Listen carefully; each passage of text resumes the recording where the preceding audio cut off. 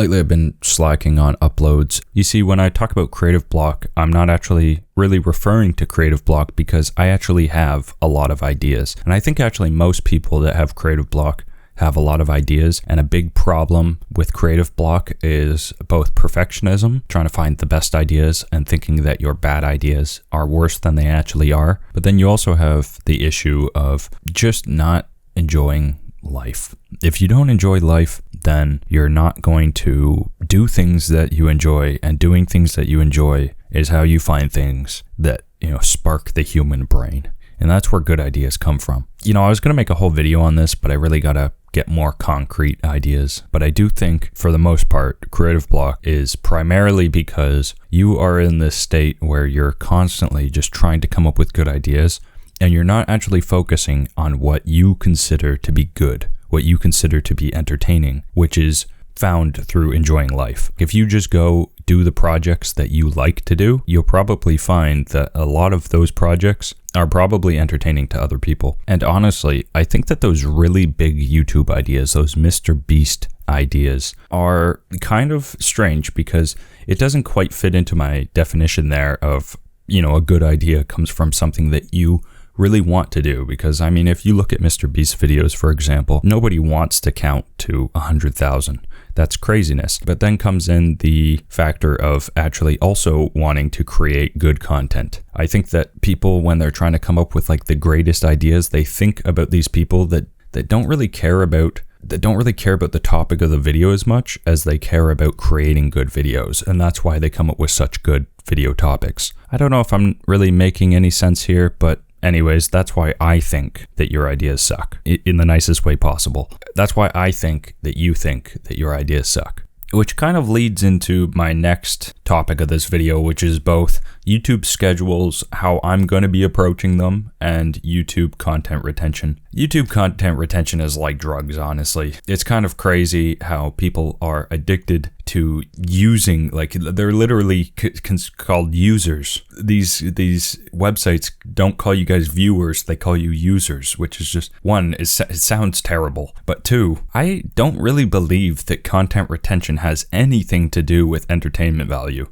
I know how to make a video that gets high content retention. The ballpoint pen video, for example, it's over 50% of the video is viewed. But to achieve this, you need to make the video shorter, you need to cut out all the dead space, you need to basically turn the viewer into a quote-unquote user, a mindless zombie, just feeding them hey, look at this, hear this, look at that effect, hey, look at this. And it just never ends. And honestly, I don't think that leads to a more entertaining video. When I watch a Mr. Beast video, for example, I enjoy it, but I don't really remember what happened afterwards, and I don't really reflect on it afterwards. Whereas I see videos where people are just talking, and I reflect on it afterwards, and it really does impact me. And then on the grander side of things, I see videos that have cinematic qualities, and they're made by like Gox's videos, for example, and the inspiration that you get from those and the feelings that you get from those will last you your whole life. It's an actual inspiration. I don't know. I'd much rather be making content that is better for the human, better for the person, not the user, the person that is watching my videos. And so, I don't know. But at the same time, it is important to grow a channel. And growing a channel includes a couple of things. One, you need to find yourself a YouTube niche. And two, you need to fall into a YouTube schedule to some degree. However, a YouTube niche and a YouTube schedule are just much more versatile than the average YouTube creator thinks. And so I'm going to kind of go into that. YouTube niches are kind of strange because realistically, a niche doesn't really exist, right? It's in the perception of the video creator and the viewers. A niche is just a collection of topics and subjects and ideas put into one genre, one group, right? But you're already an accumulation of ideas and interests and hobbies. So why not turn that into your niche? Why not just be yourself and then that is a niche, right? If I upload a video that's not related to art and half of my viewers don't like it, so be it. Half of my viewers did like it, and the audience that exists out there that likes my new content and my old content, they might now find my old content. I think that the most important thing to remember here is that you're a human and your viewers are also humans. And if you have a weird accumulation of different hobbies that you don't think match each other, little do you know that there's probably hundreds of thousands of people on the earth that also are into that very specific combination of hobbies. So just be yourself, and I'm sure, I guarantee you, I promise you, that audience will find your niche if you just let your niche be yourself. One big example of this is actually in the art community, right? So you get a lot of artists that post videos because they feel the need to share their art somehow. So I understand it. It's the same reason that I'm doing it. But then a lot of artists, they upload a video eventually that does really well. For example, my ballpoint pen video did very well. Why did it do very well? Because I'm talking about my feelings. I'm talking about some life-changing stuff. You'll notice from a lot of artists on YouTube, they hit a point where they are basically just uploading motivational videos and art tips and art philosophy and things like that. And although those videos have value, those videos 100% have value, and I've thought about making them myself, but I always see that the person strays away from what they were originally doing. You don't even see them post any sort of projects or anything, and they're 100% focused on making those videos that are going to get them the highest views. And I don't mean to shame anybody for that. I mean, I get it. It's addicting. You start making YouTube videos, you see the analytics. It can really get into your emotions. It can get into your heart and your soul and your brain, and it can keep you up at night.